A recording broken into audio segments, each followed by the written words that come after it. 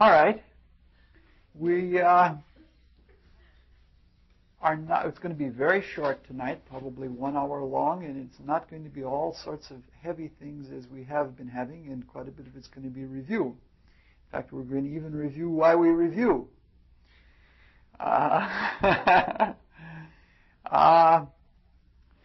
purpose of the course, this is the second year of its running. It's probably going to run at least one more. It's an introduction into mystery wisdom.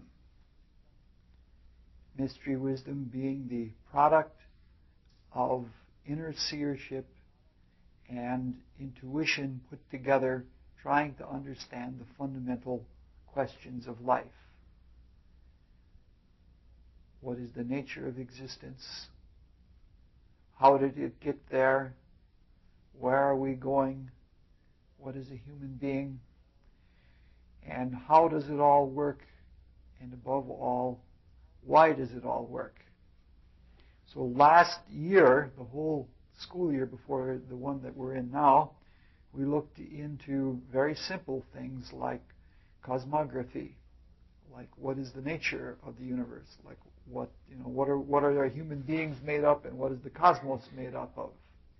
And we looked at things like the nature of the law, or the laws that underlie things, which is called destiny or karma or principle of consequence and such like that. And this year we're looking at how did we come to be the way that we are. In short, we're looking at what is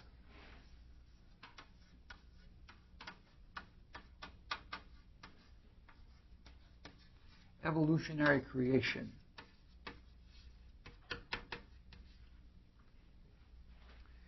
We're saying that basically it is a great creative work, much as we think of art being a creative work, and that within it there is an evolutionary process in that it isn't all completed before it's done and we just rehearse it, but there's actually a growing and evolving within the creative work.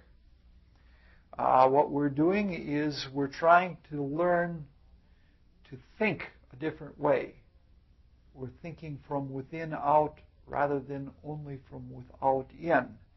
And so we're looking both ways. We're looking Platonistically and we're looking Aristotelianly. We're looking at the external world, we're looking at our experiences, and we're tracing them back into inner antecedents, and we're drawing from inner intuitive impulses within our being, and we're following them out into creation, into the external world. The Cosmology, which is the name of the evolutionary creation, or it's the subject,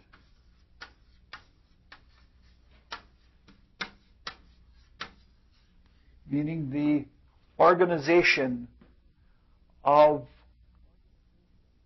organization. You might say is almost what the word means. Cosmos meaning organization, and logos meaning word or internal organization. What we're looking at is the principles and the ongoing methods of creation, of evolution. And we're following things ab initio, from the beginning of the cosmos through our own time, and how these things project into the future. Okay, so basically what we're looking at is something that is not only an alternative, but a superior outlook as far as I can see, looking at all of the different viewpoints. If we had just evolution from the viewpoint of material science, it's very unsatisfactory because it's based on only matter, only the external stuff. And then quite a bit of creation and the changes in creation or evolution and the changes of evolution are a product of accident. Everything is a fortuitous happening, and what we are in our existence here is nothing more than a very quaint statistic. And even our consciousness of the whole process is a result of continuing organization after a series of deviations that would be called lucky changes, mutations or something like that. So the evolution, whereas it shows a mode and a method of the way things have changed in the form only, is not so very satisfactory in terms of giving a deep insight into the spiritual side of things. On the other hand, if we have only creation, as taught by theology, we have something that is based very much on a belief system, and a belief system that takes literalistically something that is a symbolic shorthand.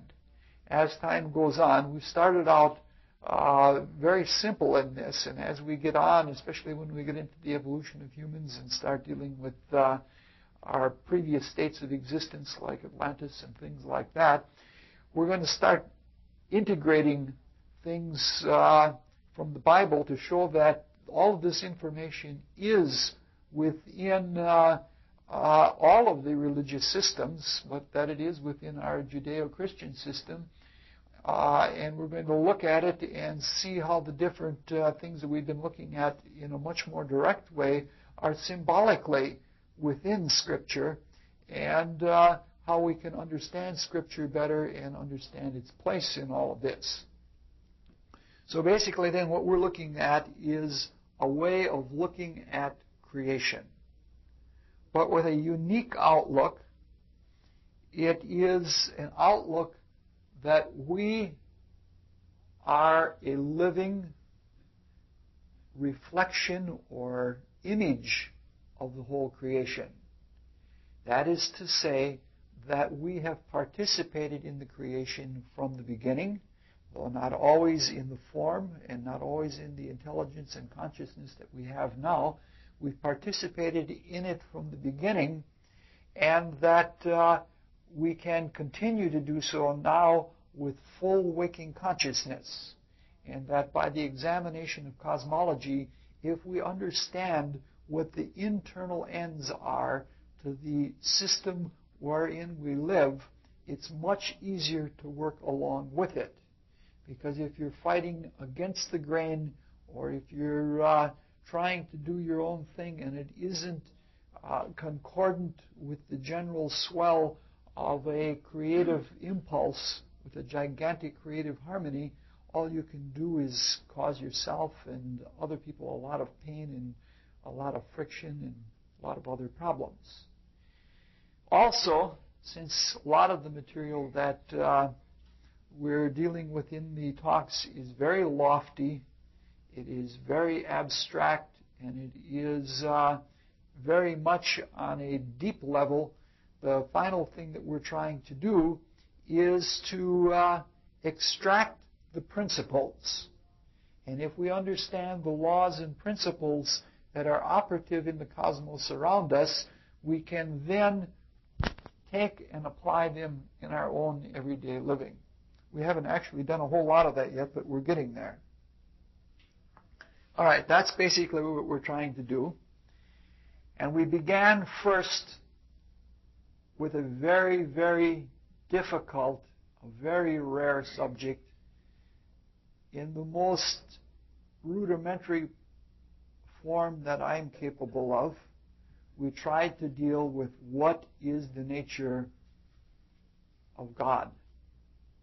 We tried to deal with what is the nature of existence.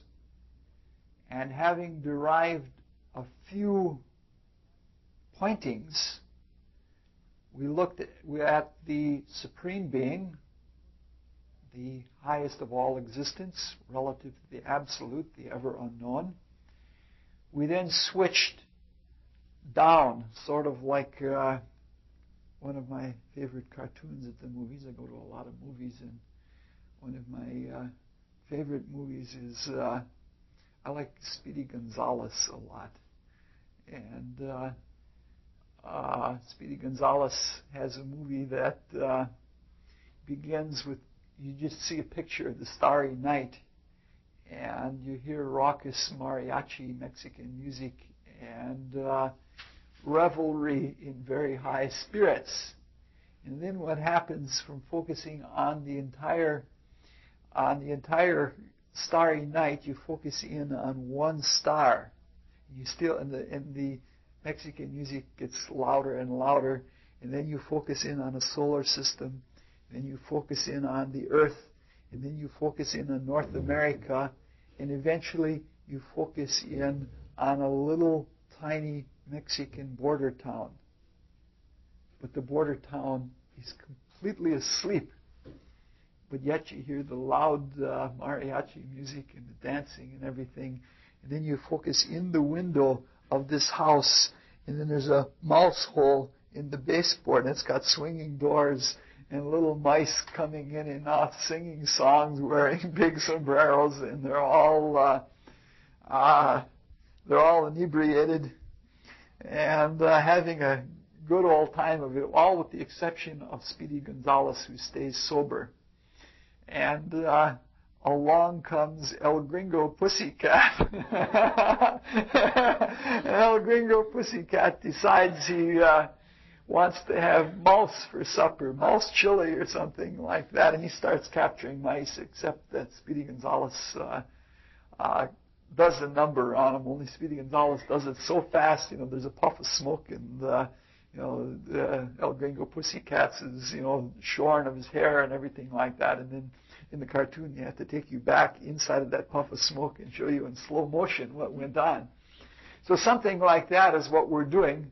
We're focusing more and more in on our own solar existence, and we're trying to come down to human beings as we are now. We're telescoping in, or we're microscoping in from a very large perspective of things. We began talking about space and time. And we said that they both belong to a womb of potential. And when that womb of space is objectified with our projective, our meaning the combined consciousness of God, when the waking consciousness of the divine is projected as its own ignorance, the things that it's not aware of, into the potential of space, it becomes matter. And matter is a manifestation of ignorance. And in the same way, when spirit consciously fills up the potential of time, that it becomes spirit, or that when it, whatever it is, fills up time, it becomes spirit.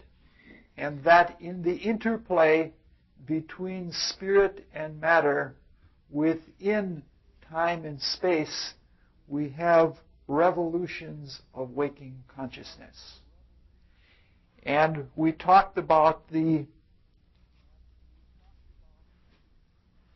solar evolution being broken into 7 periods of time, which in some ways are like the biblical 7 days of creation. However, by this notation, we're only in the middle of the 4th day right now, and we'll have to talk about that much more later on when we get into the nitty-gritty. And last time we spoke about the globes of matter. What we're saying is that there are states of form within a period of time, and then we revolve our consciousness and spin our knowledge or our spiritual waking consciousness deeper and deeper into matter, into our ignorance. And then when we experience it, we withdraw and draw the essence back into our consciousness, and it becomes more creative power. So last time, what we did is we talked about the 7 globes of matter as they existed in that ancient first day, which in esoteric parlance, in mystery wisdom, is called the Saturn period. And we talked about are having a mineral-like state of existence.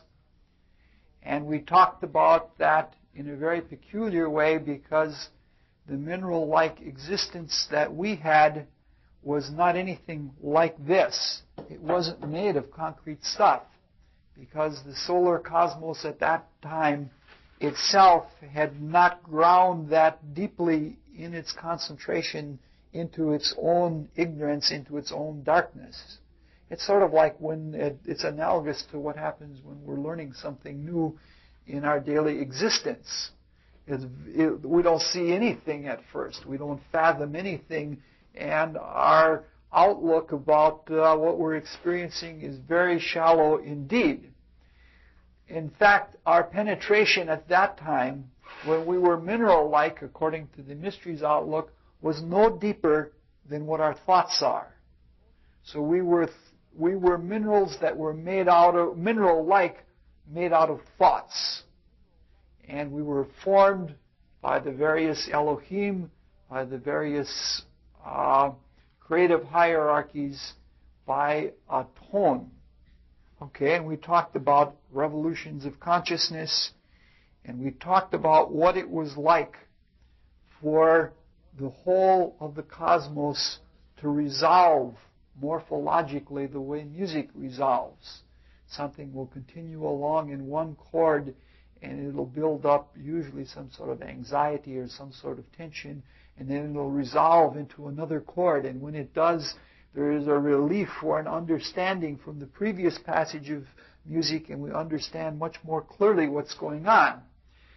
And we saw that the whole of the solar cosmos resolved through these 7 globular periods. And we said that the globular periods themselves were like the product of immersion. That before the beginning of things, we were in a bliss-like state. We were in an all-conscious state, even though we were not all self-conscious. And it was sort of like taking a hot poker and putting it in ice-cold water. It's like taking an awakened consciousness or a very light consciousness and immersing it, and sort of everything just curled around itself. And that we individually, not too dissimilarly from the way we consider our current atoms, we see them as little balls of energy, particulate balls of energy. And so we were like little globes, undifferentiated, because we all sort of flowed into each other. And we were like little globes within globes. All right? And our work at that time was reception. And it was both to hold the form by resistance and to be malleable and change so that we could receive new experience by changing. It's very analogous to what our minerals in our state of existence, which is a much, much later time, is very analogous to that, because everything that we see in the visible kingdoms being the humans, the animals, the plants, and the minerals themselves. Everything we see is made out of the minerals. And therefore the mineral kingdom, or the mineral-like state of the unfoldment of consciousness through the creative evolutionary process, is a process of serving by giving form. And so we gain experience by providing forms and by changing in those forms. And at that point, all we had to offer, because our consciousness was so dark, the consciousness was as dark as deeper than a deep trance. There was sort of like an awareness there, but it was like a very, very deep, dark, trance-like state. And we were worked on. And for us, as becoming individuals, the seed was planted in us of form. That is the capability of maintaining and creating and taking new forms. And the first thing that was in that, I guess you could call it pre-body state, because it was just merely a form and it wasn't the body, was perception. Because we were receivers. So this, now going way, way back in evolution this deeply, this says that because everything was in the world of thought, and the world of thought is a world of pitch, that there is such a thing as the music of the spheres, there is such a thing as tuning into another person's thought, and that is done by pitch. And that is saying that the first organ that we developed was an organ of perception, and it was something like what was to, in a much, much later, after many stages of evolution, was to become our ears, so that we hear before anything else.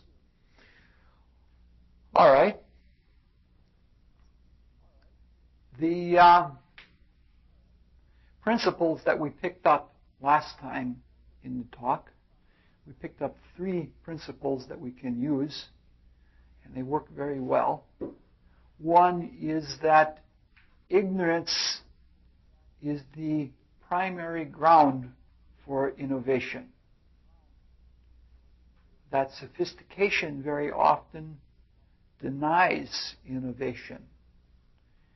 But that we, in our very ignorant-like state, as we were when we were mineral-like, we were capable of taking something completely new to us.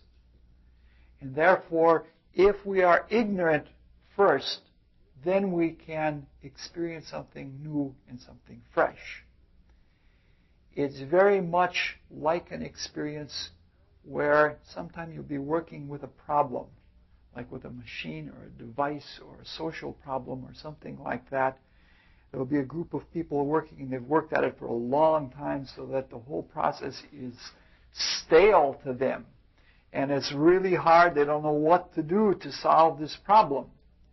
And then somebody comes in who's completely new to it, never experienced it before, and says, oh, why don't you just do this? And it's sort of with that ignorance that doesn't have the sophistication, that there is a freshness, and it's capable then of looking at the state of things in a very ingenuine way, so that it is all new. The second principle that we looked at last time is that receiving precedes giving. That's just a simple notion, that we have to have received so much information before we can really give out. We have to have had some experience. And then the final thing that we looked at is experience must precede unfoldment. Like we experience things first, and after we've experienced things long enough and know them clearly enough, then we can unfold those things as a power inside of ourselves.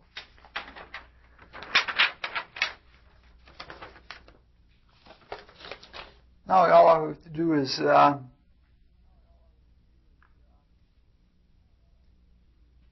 review why we're reviewing. Because you could ask the question, why do we always go through all of this review? Isn't it an exercise in boredom to review over again and again? And there are 3 answers that I would have to that. It is only boring if we are boring. We can come back to something, especially something that is very filled. Like the best examples for me are nature, or a very deep, rich, symbolic type of even factual book. You can come back to it again and again, and every time it's something new. So the reviewing is something that doesn't have to be a boring thing. It's something that can be completely fresh as long as we're completely fresh.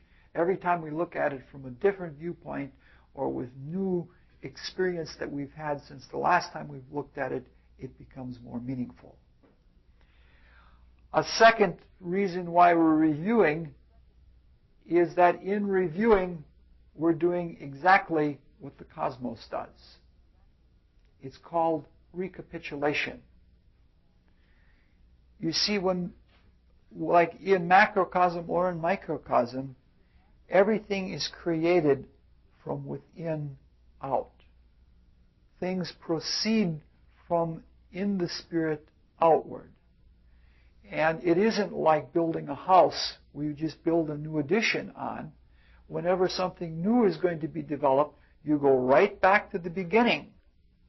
Because you have to, because everything is incorporated from within. That is to say, the next time we get together, we're going to talk about the second stage of evolution and the second of the great creative days. We're not even going to get to that tonight. In that period, we become plant-like.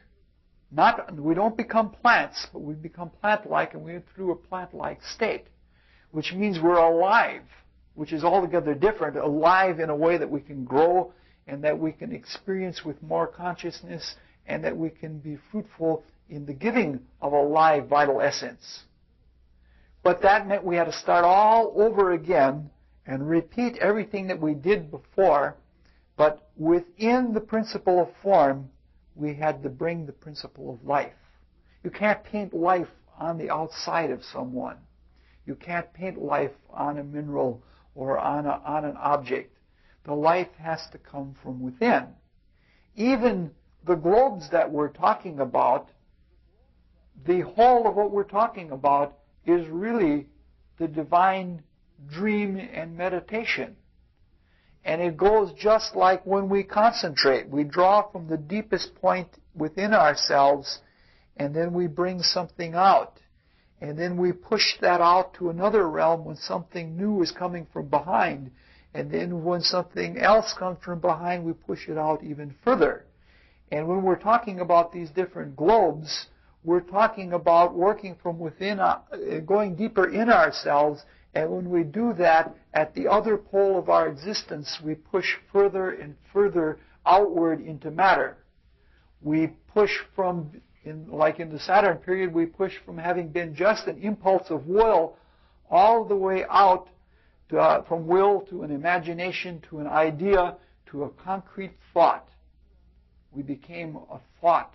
The cosmos existed as a concrete thought. And so this is the reason why we have to recapitulate, whether we're going back in or whether we're withdrawing in our concentration and pulling things back into ourselves. We always work from within out, and then things go from the outer world back in as we withdraw and go to a universal kind of consciousness. So recapitulation is an absolute necessity.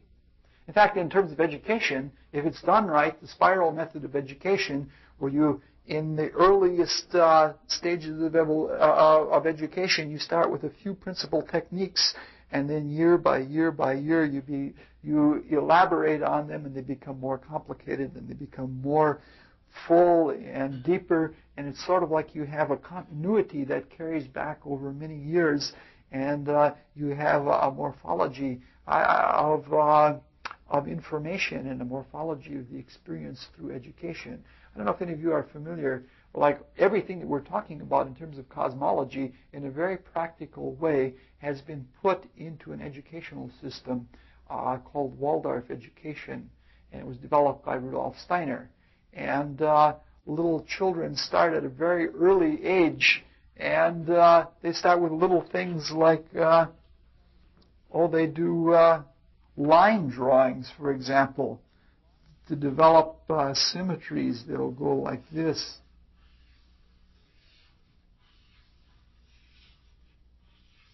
They'll do things like that, and then they'll do the symmetry the other way. Let's see, how does it go now?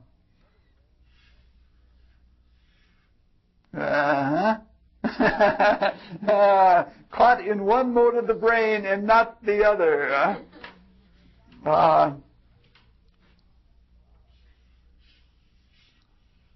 Yeah.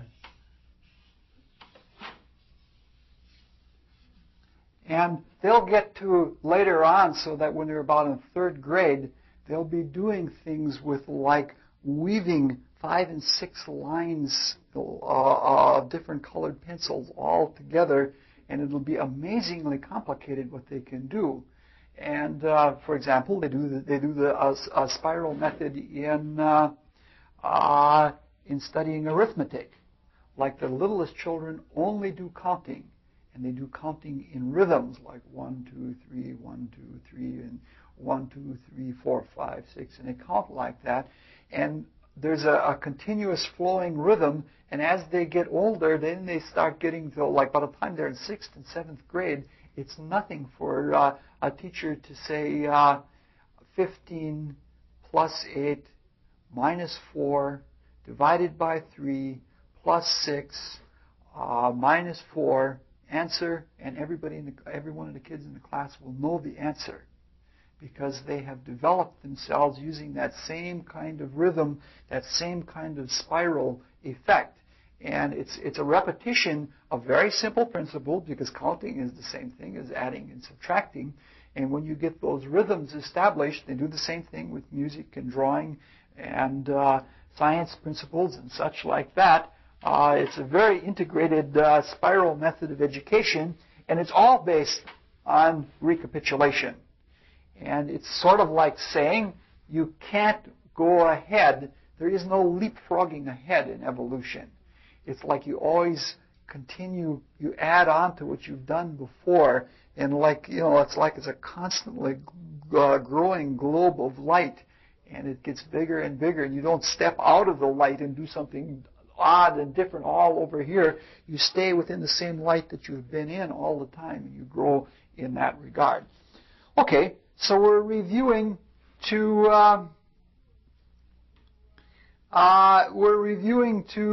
recapitulate what the world does. So we left off on our first dip into matter, and we said that there was a consciousness that focused, and that focus was, let's just say, symmetric. And the grand focus was God in singular and in plural.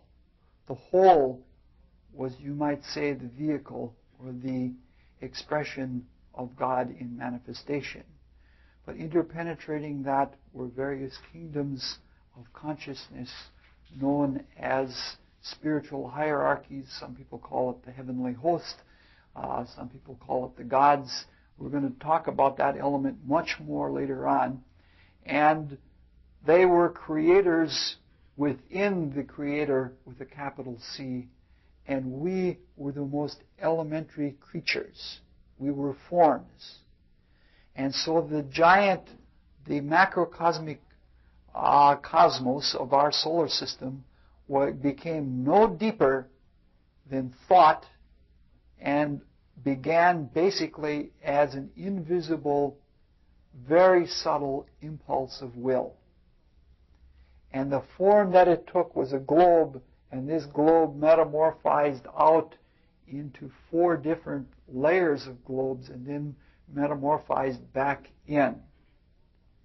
And if we had looked with a more microscopic eye, we would have seen the focus of that greater globe had within it many small globes, many small little foci, and they represented the various beings and beings within beings, not too dissimilar from the way that we have atomic kinds of formations within molecules and cells, within organs, within an entire body.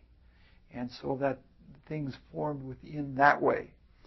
If we had looked with a much more soulful eye, we would have seen that each of these globes, we won't go into the details of them, we'll do that again next time, had a specific state or attitude of consciousness. I hate to, again, use these kinds of diagrams because they're something two-dimensional trying to describe something very multidimensional. These represent 7 globes and 4 different planes of existence, but this is really a terrible, terrible way to describe it. And these globes are not really places outside each other, but they're places within. But the attention gets focused out into a different globe of a different substance and a different consciousness and a different attitude. And like every meditation, it is a spiraling in and out. And those spiraling ins and outs are called revolutions of consciousness. So that we took the whole thing into these globes and then back out and in and out many times. And each time with a different attitude.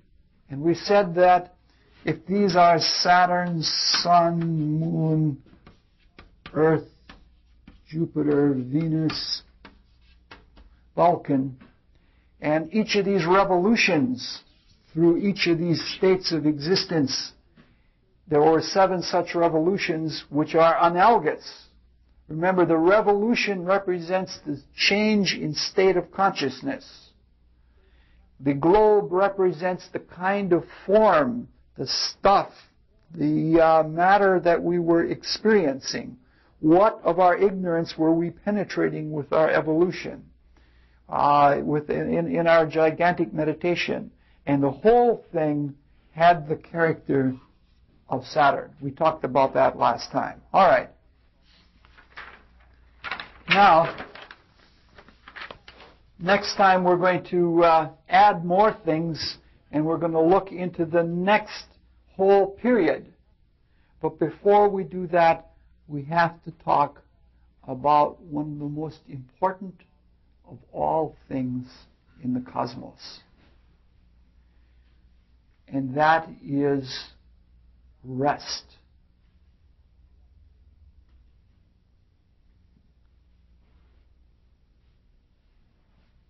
Rest is every bit as important as manifest activity. You can tell yourself that now if you want to doze off, if this is too boring, and eyelids get heavy, and it becomes harder and harder to stay awake, you can tell yourself that rest is a very important state of existence. But we're not talking only about rest like sleep, even though we really don't examine sleep well. Sleep itself is activity. But we're talking about rest as a relaxation. Instead of focusing and intensely concentrating our consciousness, we relax. And when we relax, we sort of withdraw. And instead of being limited to a specific type of experience, we are universalized. And when we withdraw, we assimilate. It's like saying during manifestation, we get new experience. But when we rest, we find the meaning of it. We take the meaning of it into ourselves. And there's no sense, if we're looking at creation as the dream and concentrated meditation of God, there's no sense in going forward if you lose yourself. Meaning has to be present at every step of the way. There is an analogy that is somewhat similar. If you're starting a fire, like I was a Boy Scout and we learned all of these techniques, some of which I did all right at, but some of which I didn't do so well at. But you have tinder, which is a very dry, very frail substance with a lot of surface area. And there is where you can, if you work with flint and stone, or if you work with rubbing a stick or something like that, you can get that to begin to burn. And you can, by blowing on it and getting an oxygen in there, you can get a little tiny flame. Then you add twigs, and then you add larger and larger sticks.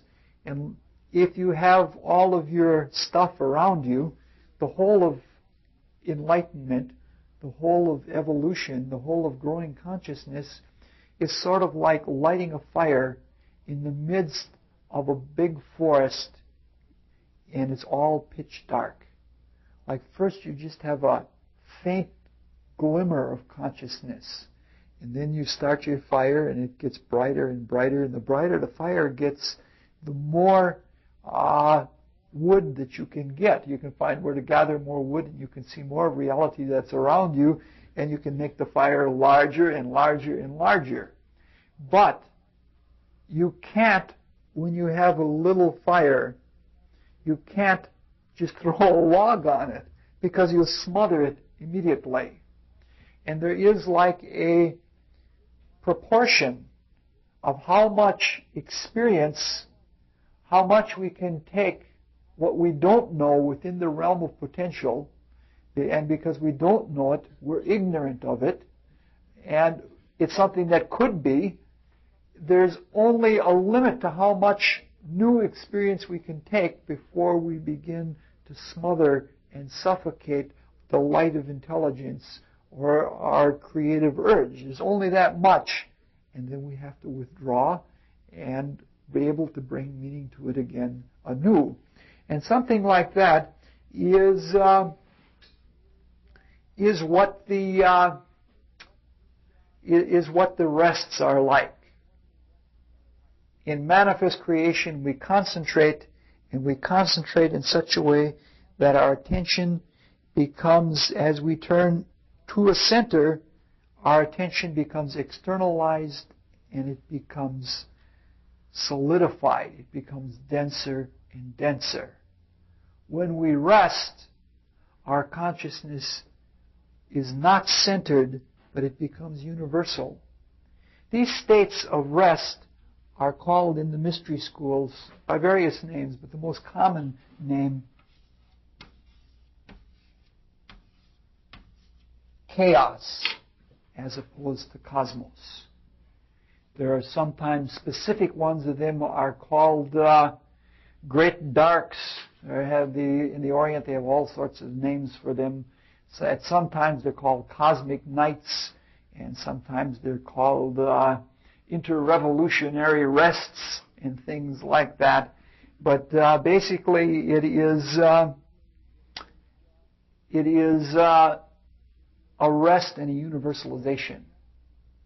And it's something like rest in music.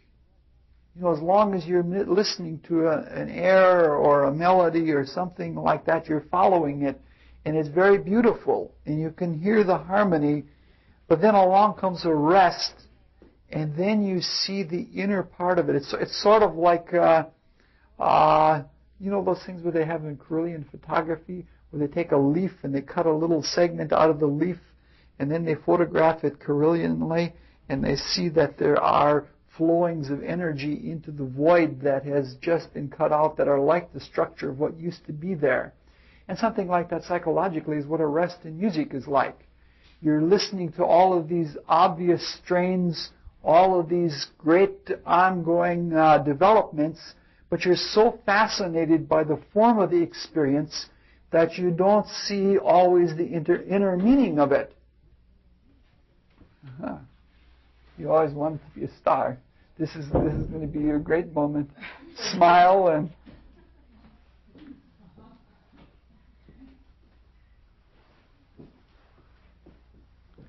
your backside has been captured for posterity. It took.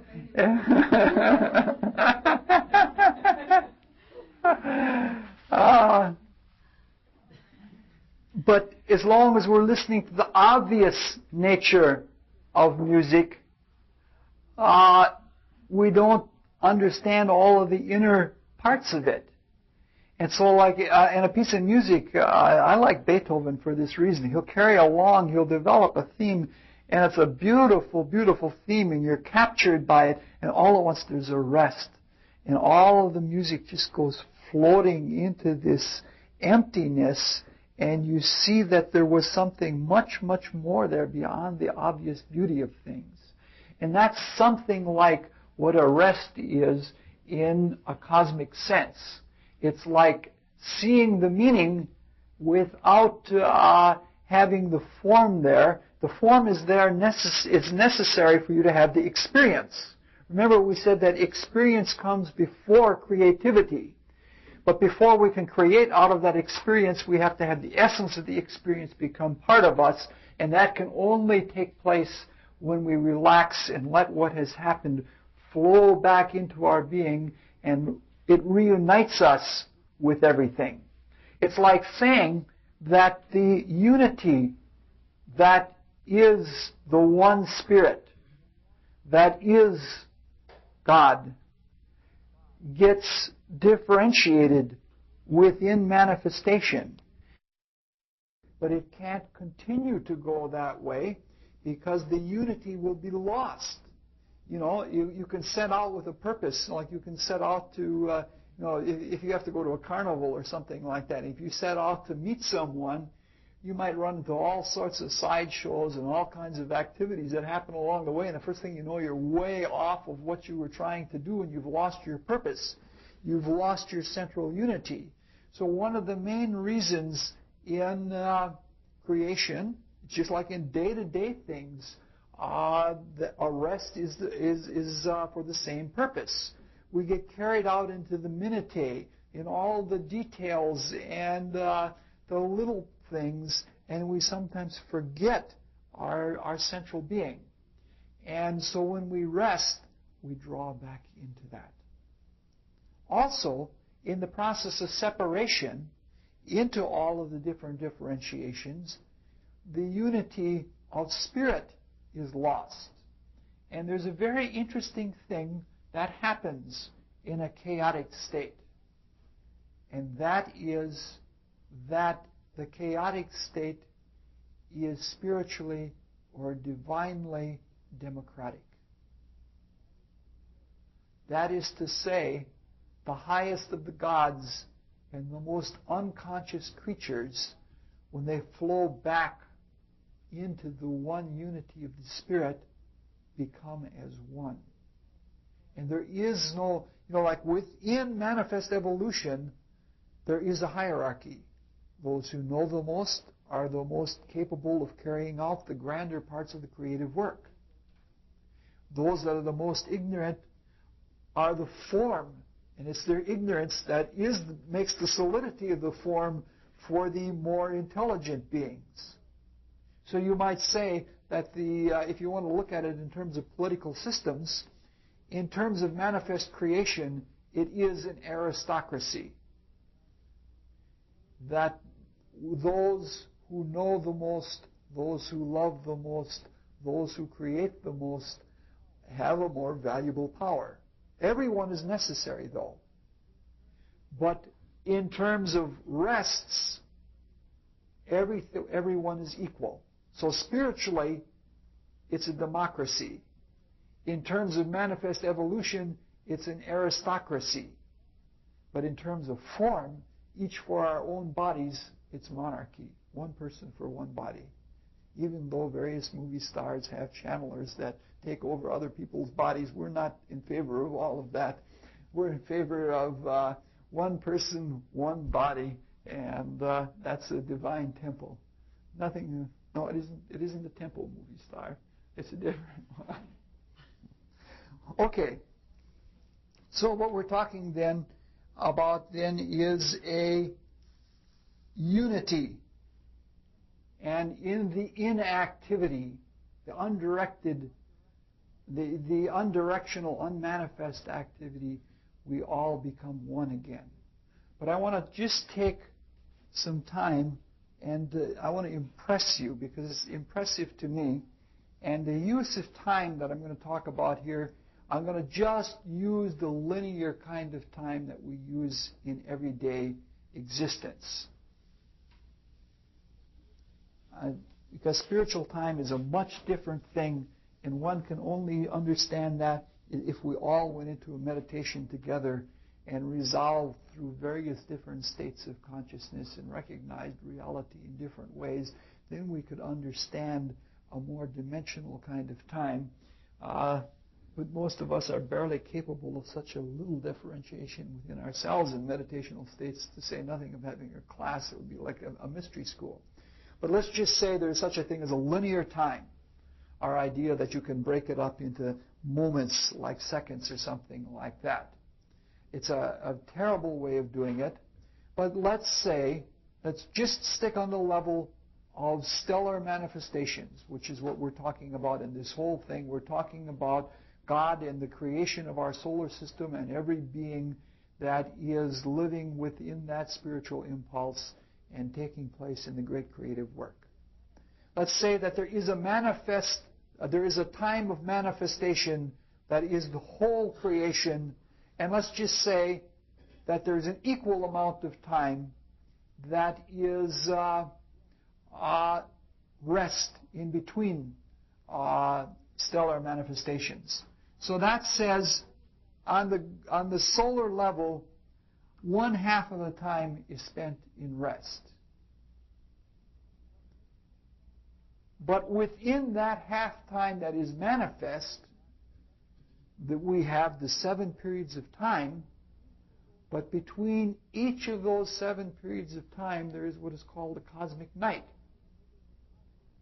And then there's a cosmic night in between all of that. So it turns out to be approximately half of the time of the manifest time is spent in rest. So we have already a half plus a quarter.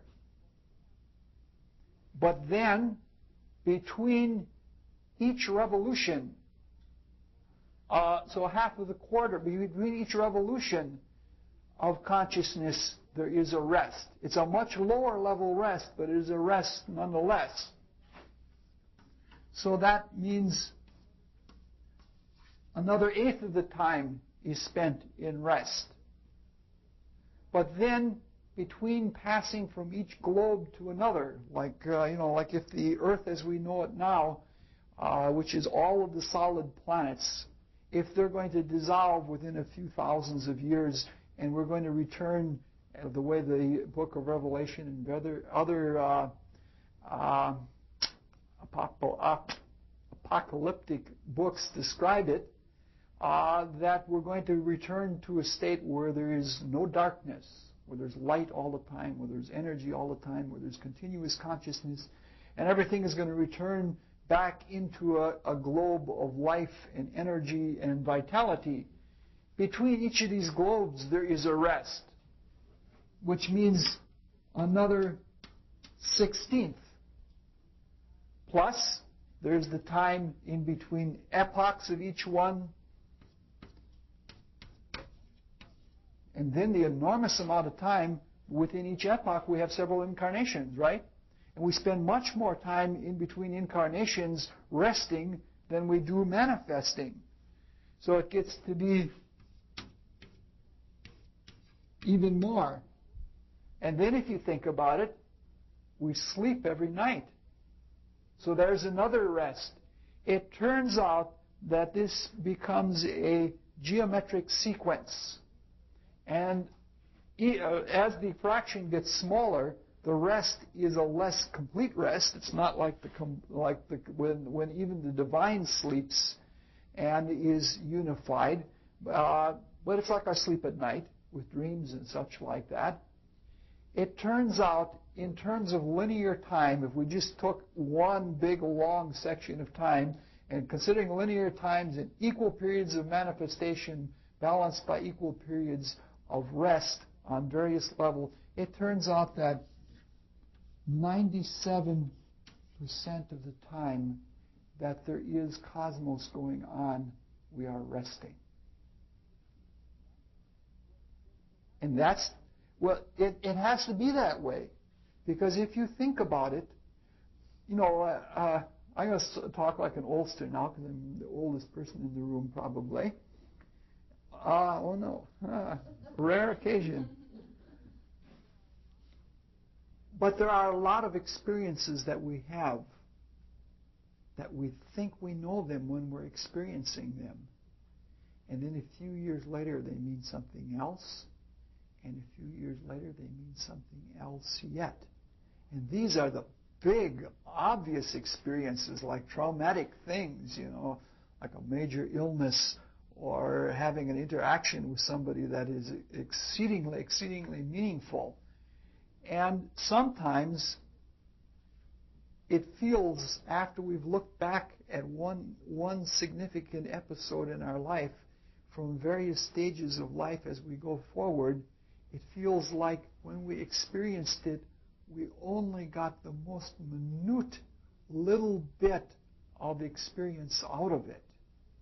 And if you take all of the wisdom that we live in, all of the things that are going on around us, you know, I in the same way that I don't like an educational system that throws logs on a little tiny fire and smothers it, like our educational systems now are like that. They're great big things of how much information can we stuff into a little kid, and I think education is a matter of pouring knowledge in rather than helping development through the process of acquiring knowledge, and rather than fostering creativity. Those are two other elements that are every bit as important as the acquisition of knowledge.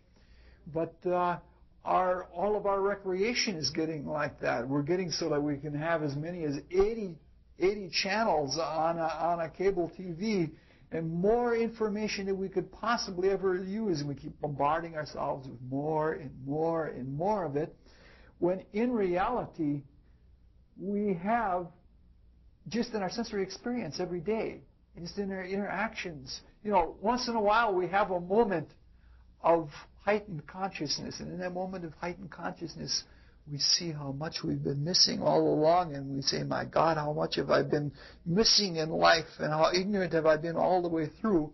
And rest is a process of taking this very concentrated, this very compact experience that we have of manifestation, and gradually drawing it into us and making it part of us. So huge amounts of rests are exceedingly important to any kind of spiritual development. Therefore, and you know, if we want to just take this as a general principle, no matter what we're doing, it doesn't pay to try and ram it all out at one time. It doesn't. Some things, it seems you can do that. Maybe a 20-line poem, you can sit down and write it in a moment, or you can do a Zen painting in a moment. You can get one simple image or idea through. But to actually sit down and try and write, you know, the great American novel in one sitting or something like that is foolish. But if you come back to it after you've rested, you can feel it fuller, and you can bring much more to it. And so what I'm trying to say is anything in our life should have some kind of just proportion of rest to accomplishment. If we say nothing else for tonight or for the rest of the year, which is possible, we've at least looked at one very important matter.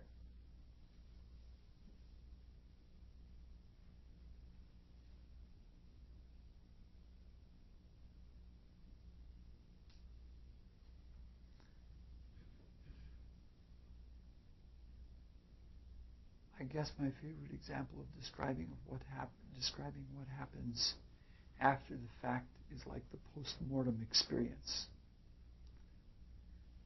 For me, the first real understanding of it came when I took an American history course. And I was exposed to the Beardian causes, the Beardian causality for the Civil War. And rather than saying that it was a battle of freeing the slaves, it was seen in an economic circumstance. Then you can go and you can look at the psychoanalytical viewpoint, and you can look at a war or a period of history in terms of a psychological mood that had developed. And it's like saying the past becomes fuller and fuller when you look at it by various forms of analysis. And that's what the chaos is like. And when all of the different analyses of any period of history or any experience, because actually everything that we do is, we're all participating in all of this together. We and the gods are making the earth. And the gods are inhabiting our bodies. The way each organ is built, it's built around the principle of one of the creative hierarchies. And that, even in the physical function, the way it works in a physical function is based on the spiritual principle of the intelligence of that hierarchy in a very simply reduced manner. But in some ways, our bodies are the properties of the gods as much as they are our own. It's an odd way of looking at it. But everything that we do, we're participating in this. We can't digest our food without having little gnomes and things like that do the digestive activity through the chemical action. We don't just waste it all doing it all ourselves. This is something that's very hard for me because I'm a very independent soul and I want to do it all by myself. But that is really an anti-spiritual outlook, to be too independent, because nothing is wasted. Any kind of energy, lightning isn't just a release of energy, there's a consciousness in that. And the growing of a plant isn't just that flower, it's all the little fairies and all of the other elemental and sub-elemental creatures that are part of that whole of existence. And so when we're going into a rest, when we're going into a chaos, as we're letting go, we're having again the universal consciousness, the one consciousness, and we can see everything that we did and who we shared it with. What we are in our personalities, we've made that, like if we have a Richard and Chris show that every time we get into an argument or a conversation, we have this little routine we get into. And we each develop our characters around the routine of that interaction. Well, all of our life is that way, and rest is of that nature. It is saying what we owe in ourselves, what characteristic, what specific kind of experience we owe to the interaction with each other in a very full cosmic sense. Okay, we'll get a little bit technical for a little bit, and then we're just about done. In fact, I'm going to quit early because I don't want to go into a lot of the information tonight. I just want to leave off with the principle of rest. I was going to put an addendum on, but I don't think I will.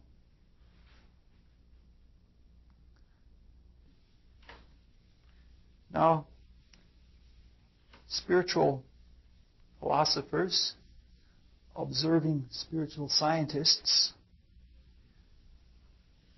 who have consciously witnessed all of this creation claim that in the same way that there are 7 forms of experience called globes in 4 different realms of existence, they claim that the rests that are called cosmic nights, like after we went through this Saturnine mineral-like experience, which was something much different for different beings. There are beings that are far ahead of us in evolution and beings that are far behind us in evolution. For us, it was a mineral-like experience. And in this, we as human beings are sort of the shuttlecock for the cosmos.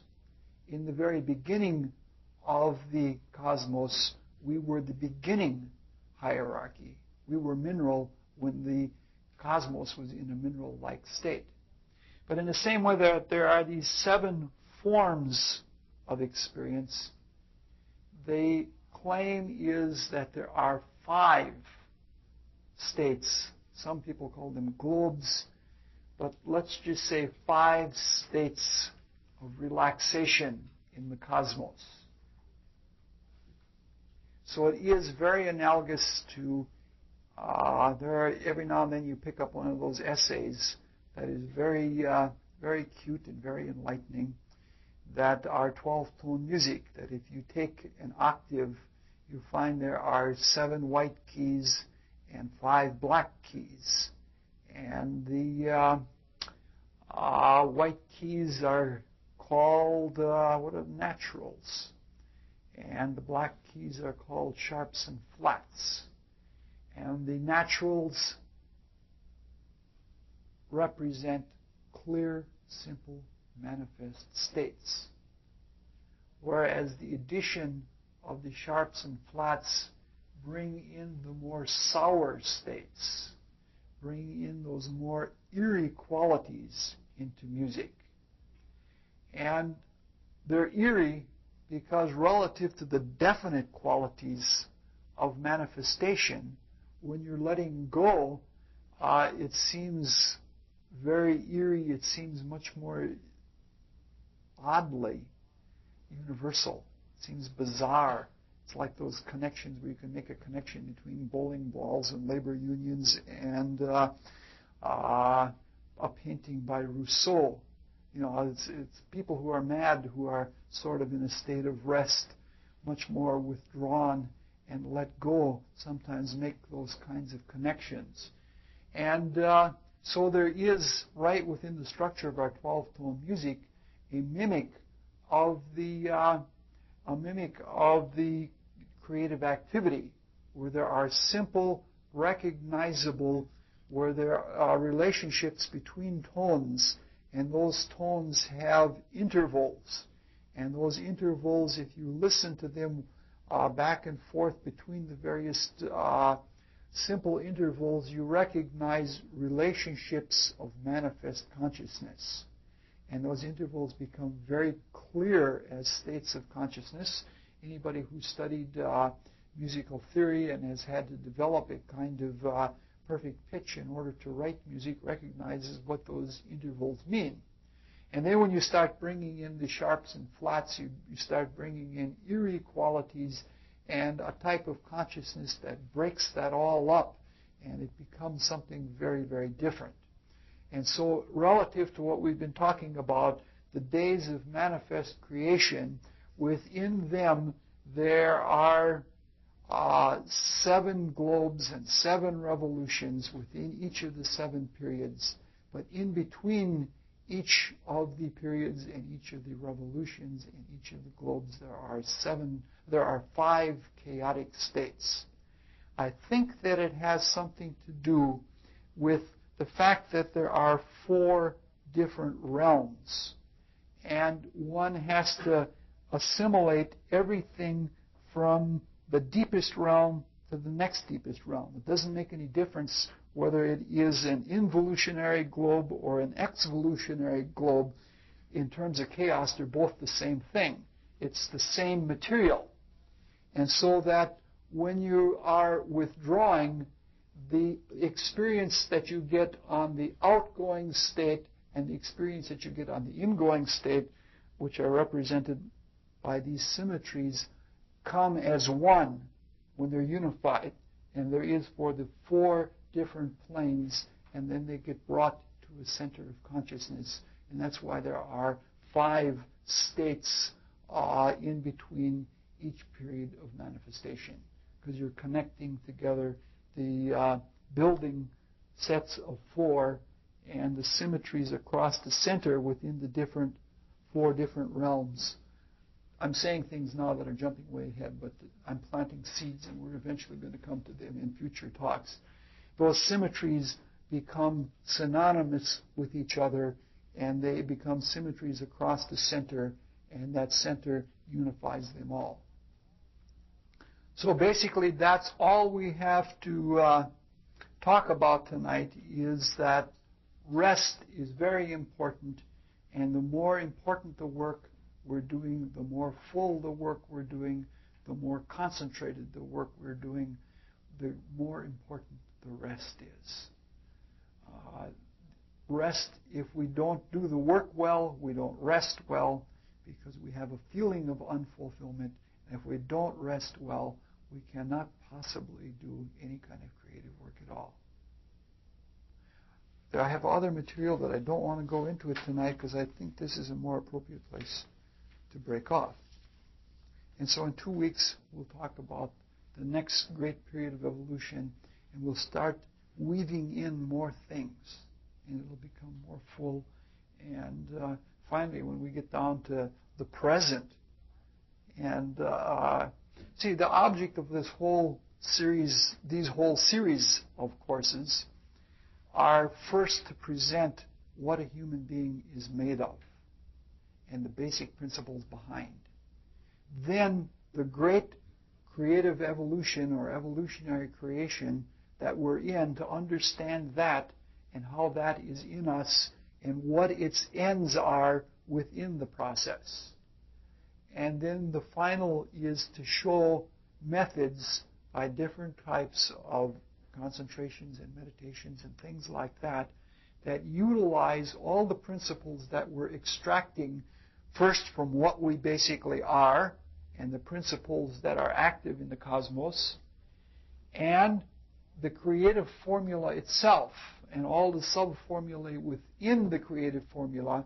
If we see them, then we can proceed with spiritual exercises that are a microcosm of the whole of creation. And then what we're doing with our spiritual life is just not shooting in the dark, or it's just not working off of a tradition. It's like we're working with the very nature of the cosmos itself, and then we can work much more intelligently and much more harmoniously with cosmic creativity. I guess it went a little over an hour. Any questions? Okay. Yes. This rest period, when you retreat to absorb some of the more active area and then retreat into a more basic relation to the universe, I guess. Mm-hmm. Are you aware when you come out of that that's what you've done? Or is it like a dream that it affects you but you don't know why? It all depends on where you are in evolution. If you're in evolution and you're mineral-like, and you just had the whole mineral experience, and you've been unconscious, like in a trance, and you return back to a unified state with the divine intelligences, the heavenly host, if you like, and you interact with them.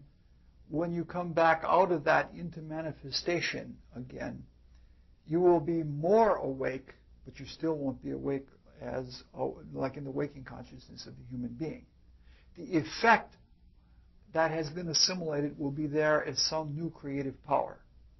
Any experience that has been assimilated into your being, whether you consciously realize it or not in full waking consciousness, opens up a creative power. And in the case of a mineral, the ability to just have form and to take shape is when all of the experience of that in time is drawn back into the inner consciousness, that delineation of time becomes the ability to take form and let that form have growth, so that the form is constantly growing rather than just being one form and then changed, like clay, modeling clay, and then changed back to an amorphous substance and then made another form. Like if you take a plant, it's constantly growing. It begins as a shoot, and then it goes through a leafing stage and a flowering stage and such like that. But having seen a number of concrete experiences of form in time and assimilating that and having assimilated that back into an inner consciousness then gives the ability to do that as life, as growth in the next stage, in the next great day of creation, the next period. And similarly, there are things that go all along like that. That one is very simple and it's very straightforward. That if you see that, then you experience the difference between form and life, or living form. And you're talking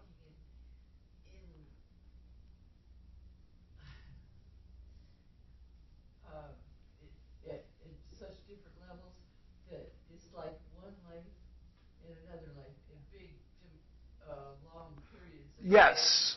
And is it analogous, the experiences you have is in one lifetime, that same kind of not remembering specifically what happened, but being able to see with a little different perspective, or yes, develop a little more? Yes. Eventually, we will remember all of our past lives, and we will remember the same thing that's happening on this great level over millions and billions of years is also happening. We're at the point now that we are awake, and we know that we know, and we have that wonderful feeling of light that we can know something, and we know what's going on, especially seeing something as wondrous as this, how the whole of the cosmos and very simple, fundamental level lessons that we learn, even as kicking a stone. Kicking a stone is important from both our point of view and the stone's point of view.